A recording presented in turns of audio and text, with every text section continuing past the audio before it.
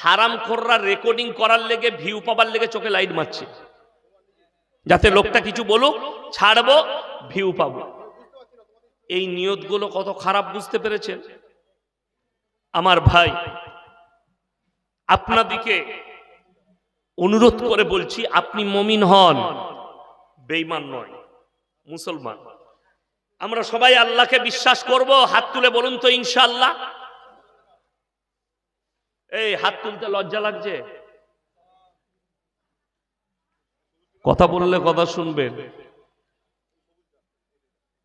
মুজাম্মেল হক সাহেব, বিদ্যপ্ত উলামায়ে দ্বীন, আমার আব্বাজির সাথে অনেক জলসা করেছেন আমার বাবাজি। আমি কি মিজাজের আপনারা জানেন, আমি খুব নরম মিজাজের, কিন্তু বায়ানের সময় কিন্তু আমি নরম মাল নয়, খুব গরম। আমার সাথে পার্সোনালি মিশবেন, যে বক্তারা মিশেছে জানে আমি কিরকম লোক। আপনি আমার বাড়িতে আসুন, মেহমানদারি করাবো, আপনি বুঝতে পারবেন ইয়াসিন সাহেবের মন কেমন, ব্যবহার কেমন। কিন্তু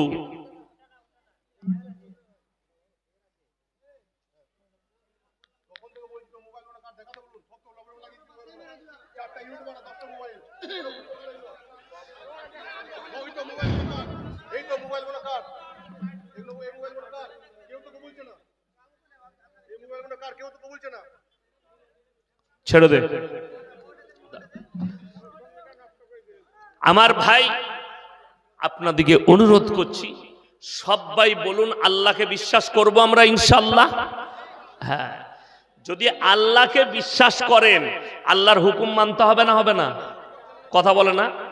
আল্লাহর হুকুম মানতে হবে। এরপর চলুন, আপনি বলছেন আমি আল্লাহর হুকুম মানব, নবী মুহাম্মদ সাল্লাল্লাহু আলাইহি সাল্লাম, আপনি বলছেন আমি তার উম্মত দাবি করছেন, তাইলে নবীজির হাদিস মানতে হবে না? হবে না? আদর্শ মানতে হবে। এখন দেখা যাক, আমি ওইটাই আজকে সমীক্ষা করব, যে আপনি যে বললেন আমি আল্লাহকে বিশ্বাস করি, আপনি বললেন আমি নবী মুহাম্মদ সাল্লাল্লাহু আলাইহি সাল্লামের উম্মতি, তাহলে আজকে ওটা সমীক্ষা করব যে আপনি সত্য বলছেন না মিথ্যা বলছেন। এই থানাটা কি গাজল? পুখুরিয়া থানা, অনেক বড় থানা। চলুন, ইমানদারির সঙ্গে বলবেন, বুকে হাত রেখে বলবেন যে ইসলামী শরীয়তে সুদ খাওয়া জায়েজ তো? কি হারাম? কিন্তু সব মৌলবীর কাছে হারাম নয়। ঝাড়খণ্ডের একটা মাল আছে, সে বলছে ব্যাংকে সুদ পেলে খাওয়া যাবে। মুফতি, জানি না কিরকম মুফতি। তো আমি বলেছি যারই সুদ বেরুবে ব্যাংকে, ওকে দিয়ে পাঠাবি। বড় কষ্ট লাগে। কোরআনে আছে, এটা কোনো মৌলবীর কথা নয়। হারামটা মৌলবীর কথা, কথা বলে না, কোনো মৌলবীর ফতোয়া নয় হারামটা। হারামটা কে বলেছেন? আল্লাহ। ওয়াহাল্লাল্লাহুল বাইয়া ওয়া হাররামার রিবা, সুদকে হারাম করেছি, ব্যবসাকে হালাল করেছি। ইমানদারির সঙ্গে বলুন তো, এই পুকুরিয়া থানায় একটাও মুসলমান সুদ খায় না তো? কথা বলে না? খায়। এখন দেখুন, আমি এমনি গাল খাওয়া বক্তা, লোকে গাল দেয়, তো দু চারটা সুদ করে গাল দিলে আমার কোনো যায় আসবে না? আসবে না? দুটো দালাল, দুটো সুদখোর গাল দিবে, এতে কোনো দোষের নেই। কথাটা শুনেলেন? সুদ খাওয়া হারাম। মুসলমান যদি সুদ খায়, যে লোক হারাম জানার পরে সুদ খেলো, সে যেন আল্লাহর সঙ্গে যুদ্ধ ঘোষণা করলো। নবীজি সাল্লাল্লাহু আলাইহি সাল্লাম হাদিস বর্ণনা করলেন, কেউ যদি একবার সুদ খায়, নিজের আপন জন্মদাতা মায়ের সঙ্গে 36 বার জিনা করার সমান পাপ হবে। বলুন নাউজুবিল্লাহ। তাইলে একটা মুসলমান কি করে সুদ খেতে পারে? কোন হিসাবে খায়? কি ভেবে খায়? অথচ সেই লোক মসজিদে জুম্মার দিনে নামাজ পড়তে আসে। ঠিক বললাম না ভুল বললাম? বগলে গুয়ের গন্ধ, বাপ নাম রেখেছে আতর আলী। কথাটা বুঝতে পারেননি? খাচ্ছে সুদ, আর মসজিদে এসে বলছে আল্লাহ তুমি আমাকে জান্নাত দিও। যদি বলেন মৌলী সাহেব যে সুদ খাই মসজিদে যেতে পাবে না, যাবে। কখন জানেন? দরজায় পাটা রেখে ঢোকার আগে বলবে আল্লাহ আজ থেকে আমি ইস্তেগফার করলাম, আর জীবনে সুদ খাবো না। জীবনে সুদ খাবো না। মদ হারাম না হালাল? কথা জোরে বলুন। হারাম। মদ, গাঁজা, আফিং, হিরোইন, বিড়ি, সিগারেট, গুটকা। আমাদের দেশে তো কিছু মুসল্লি আছে ফজরের পরে বিড়ি না খেলে হাগায় হয় না। ঠিক বললাম না ভুল বললাম? ওকে পায়খানা করে বিড়ি খেতে হয়, তবে তার পায়খানা বের হয়। অনেক হারাম করে আছে গুটকা না খেলে তার পায়খানা হয় না। কি বলবেন? অনেকজন আছে গুল না বাজলে তার হাগা হয় না। আর আমাদের দেশে দু তবকার মৌলবি, একদল বলছে হারাম নয় মাকরুহ। আমি আপনাকে চ্যালেঞ্জ ছুড়ে গেলাম, যে জীবনে গুল মাজে না তাকে একবার আঙ্গুলে করে একবার মাজি দাও, বেহুশ হয়ে পড়ে যাবে। ঠিক বললাম না ভুল বললাম? যে বিড়ি খাই না তাকে বিড়ি খাইয়ে দেন, তার মাথা ঘুরবে। যে সিগারেট খাই না তাকে সিগারেট খাইয়ে দাও, তার মাথা ঘুরবে। যে গুটকা খাই না তাকে গুটকা খাইয়ে দেন, মাথা ঘুরবে। তার মানে নেশা। আগে চলুন আমার বন্ধুগণ, আমার ভাই, অবাক হবে। একটা মুসলমান মদ বিক্রিও করছে, মদ পানও করছে। আরে আমি দেখি দেবো মালদা জেলায় এই পুকুরিয়া থানায় হারামখোর চায়ের দোকানে চা বেচছে আর লুকিয়ে গাঁজার পুড়িয়া বেচছে। চা খেতে গেছে, আর এসব আমরা মৌলবীরা কি বুঝবো? দাও তো ভাই একটা চা। আর ওর খদ্দের এইছে, কই একটা চা দে, আর চায়ের পরে ওটা দিয়ে দিস। ওইটা আর আমরা মৌলবীরা কি করে বুঝবো? ওইটাই মানি তো হচ্ছে গাঁজা। ওটা দিয়ে দিবি, উঠিয়ে লুকিয়ে দিয়ে দিচ্ছে কে? চায়ের দোকানে। আর আমরা মৌলবীরা মনে করছে এত ইমানদার ব্যবসা কেউ নাই।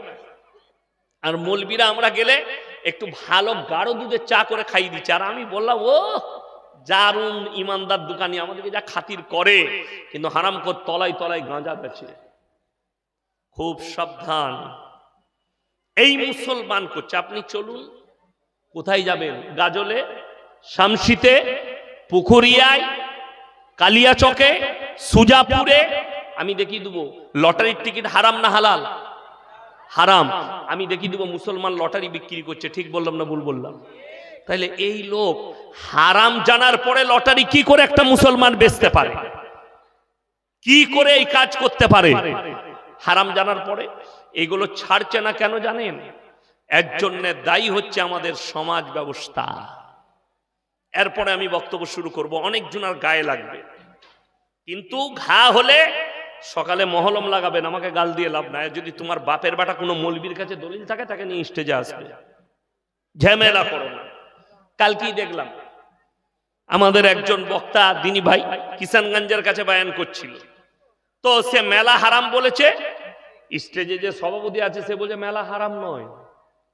আমি ই কোথাকার কাঠ মৌলবি, ওগুলো কাঠ মৌলবি আমার কাছে বলছে মেলা হারাম নয়। ইব্রাহিম নবীর যেটা মেলা করেছিল এটা মূর্তি পুজোর মেলা ছিল। আমি খালি চিন্তা করছি, এই মৌলবি পর্দা সম্পর্কে জানে না? এই মৌলবীর পর্দা সম্পর্কে জ্ঞান নেই না? এ কোরআন পড়েছে না হাদিস পড়েছে? বক্তাকে বলছে মেলা জায়েজ, ভিডিও ভাইরাল হয়েছে। অবাক লাগলো। সেই মৌলবীকে বলবো তুমি উইথড্র করো, তুমি মেলাকে হালাল বলেছো, তোমার শ্বাস নালীটা উকুড়ে দিবে ফেরেশতারা কবরে।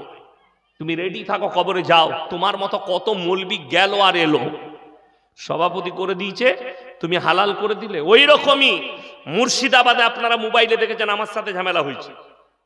ওইখানে ওই রকমই একটা কাঠ মৌলবি সভাপতি ছিল। সে আমাকে বলছে গ্রামে তো দোকান থাকে, মেয়েরা তো দোকানে বাজার করতে যায়, তো ওটার বেলায় আমি বললাম তোর বউ গ্রামে বাজার করতে যায়, এটার লেগে শরীয়ত দায়ী নয়, এটার জন্য তুমি দায়ী। আর যে মৌলবি বাধা দিয়েছে মেলা জায়েজ আছে বলছে, এ জানেই না যার বিটি বালিকা মেয়ে, বালিকা বউ, যার স্ত্রী বাজারে বেপর্দা ভাবে ঘুরবে তাকে দাইয়ুস বলা হয়েছে। আর দাইয়ুস জান্নাতে যাবে না যদি কাবা ঘরে নামাজ পড়ে, আর তার বিবি বিটি বোন যদি বেপর্দা করে ঘুরে জান্নাতের খুশবু পাবে না। সে লেখে লাও। আমি যদি মিথ্যা বলি, কোন মৌলবি বলে দেখ আপনি ভুল বলছেন, যার বিবি বেপর্দা পরে ঘুরলেও সে জান্নাতে যাবে, সে দাইয়ুস নয়। চ্যালেঞ্জ দিলাম। আমার পাল্লাই পড়ে গেলে ও বুঝতে পারত। ও বক্তা তো ঠান্ডা মিজাজি, হালকার উপর দিয়ে হেসে চালিয়ে দিয়েছে। আমার পাল্লায় পড়লে বুঝতে পারত। যে কার পাল্লায় পড়েছে, কত বড় আসপর্দা। মেলাকে জায়েজ করছো অপরাধ, আবার মৌলবীকে দাবি দিয়ে ওটাকে জায়েজ করতে চাইছো। নারী পুরুষ এক কাছে যেখানে হবে, পর নারী আর পর পুরুষ এক কাছে হলে তৃতীয় নম্বর যে হাজিরি দিবে তার নাম হচ্ছে শয়তান। কোরআনে আছে ইন্নাশ শাইতানা লিল ইনসানি আদুব্বুম মুবিন, শয়তান মানুষের প্রকাশ্য দুশমন। যে মনে মনে ভাবছেন একটা 13 বছরের 15 বছরের মেয়েরা যুবকরা তারা বাজারে ঘুরলে, তারা একটু দোকান বসিয়েছে ঘুরলে, একসাথে ঘুরলে অসুবিধা কোথায়? তাকে আমি জিজ্ঞেস করছি যে 13 বছরের মেয়েটা বালিক কি নাম? যদি বলো না বালক, তাহলে তুমিও বালক হওনি, 80 বছর হবে তবে তুমি বালিক হবে। একটা মেয়ে 10 বছর বয়স হলে তার জন্য নামাজ ফরজ হয়ে যায়। 10 বছরে বালিকান করিবা, 12 বছর হলে বাচ্চা ধারণ করার ক্ষমতা নিয়ে আসে একটা ছেলে আর মেয়ে। আর তুমি বলছো আমার 13 বছরের মেয়ে মাথার চুল খুলে ঠোঁট পালিশ লাগিয়ে বিনা উন্নায় বিনা পর্দায় বাজারে ঘুরে বেড়াবে। এই মেলাটা শুধু হারাম নয়, মেয়েরা বিনা কারণে বাজারে যেতে পাবে না, বাজার করতে পাবে না। তোমার বউ বাজার করতে যায়, এটা তোমার ব্যর্থতা। তোমার বিবি দোকান যায়, এটা তোমার ব্যর্থতা। এটা শরীয়তের ব্যর্থতা নয়, ইসলামের ব্যর্থতা নয়।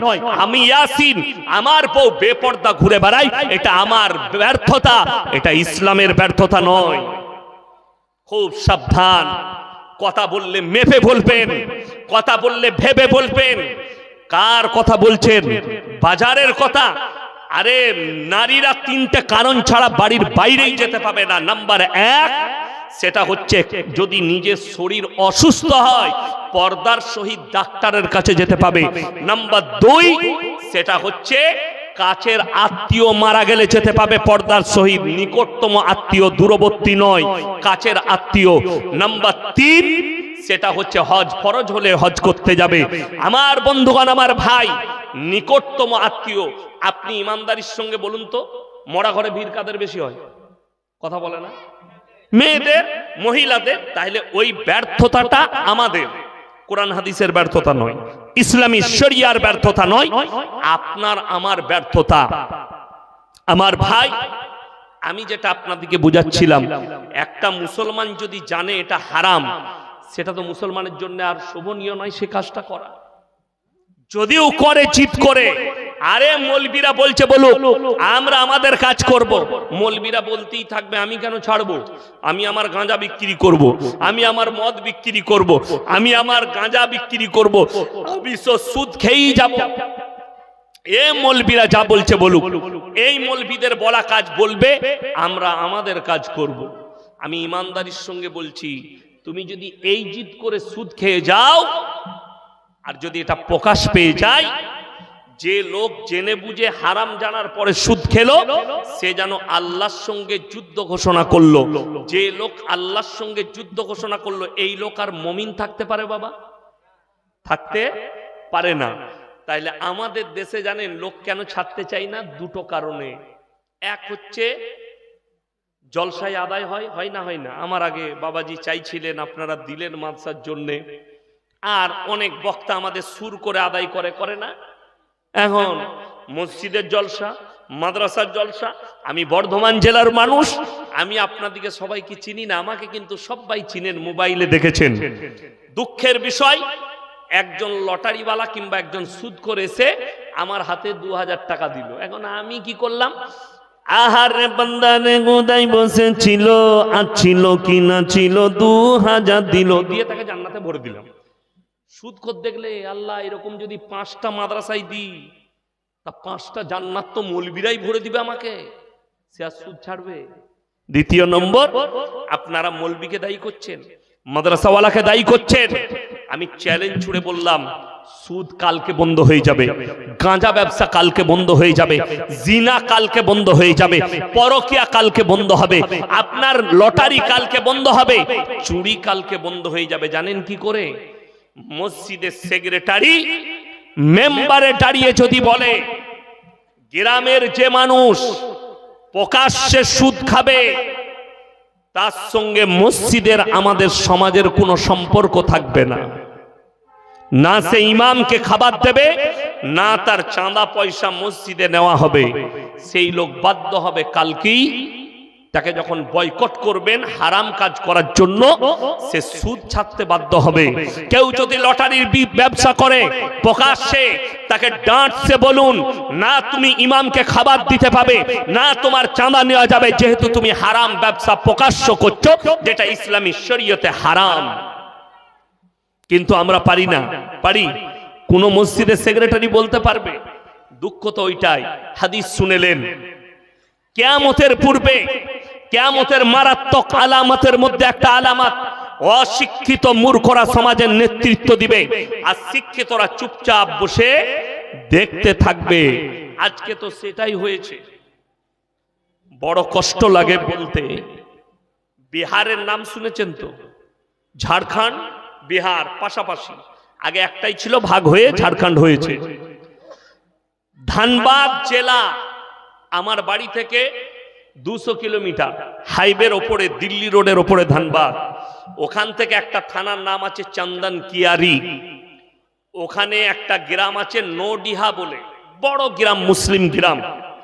তো সেই গ্রামে আমি জালসায় গিয়েছিলাম, গিয়ে জানতে পারলাম এই গ্রামে 1000-এর বেশি আলেম হাফেজ আছে, বড় বড় আলেম।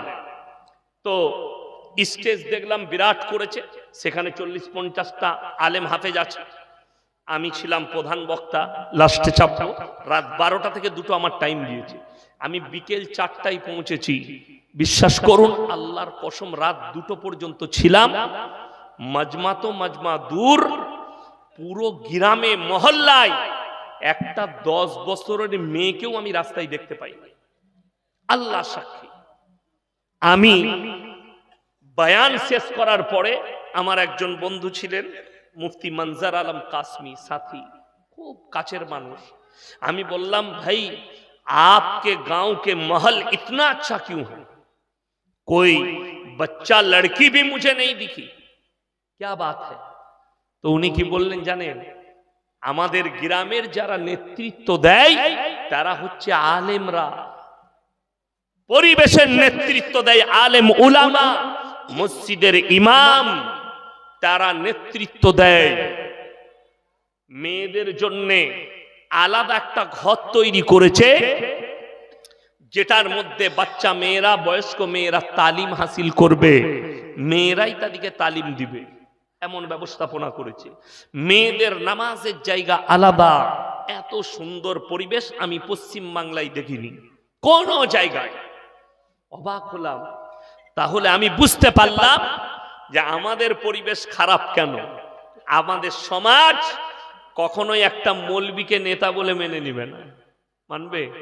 ইয়াসিন যদি বলে, শোনো গ্রামটা আমি পরিচালনা করব, এরা জানে মৌলবীকে যদি পরিচালনা করতে দিস, সুদ বন্ধ হবে, মদ ব্যবসা বন্ধ হবে, গাঁজা ব্যবসা বন্ধ হবে, নেশা বন্ধ হবে। হবে না? হবে না?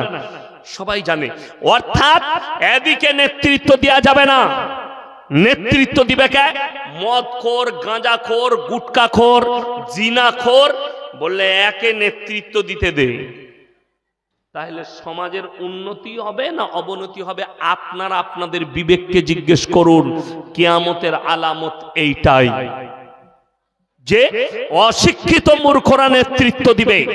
আজকে ভেবে দেখুন, দিল্লির মসনদে পার্লামেন্টে দাঁড়িয়ে বলেছিল প্রাক্তন মুখ্যমন্ত্রী অরবিন্দ কেজরিওয়াল, এই ভারতের যদি গরিবিটা দূর করতে চাও, ভারতের অসহায়কে যদি অসহায় থেকে বার করে আনতে চাও, মজলুমকে জুলুম থেকে বাঁচাতে চাও, প্রত্যেকটা নেতা মন্ত্রীকে নেত্রীকে হযরতে উমরের মতো জীবন যাপন করতে হবে। জোরে বলুন সুবহানাল্লাহ। তারা বলতে বাধ্য হয়েছে কেন? হযরতে উমর রাদিয়াল্লাহু তাআলা আনহুর মতো নেতৃত্ব এখন খুঁজে পাওয়া যায়। শুনেন।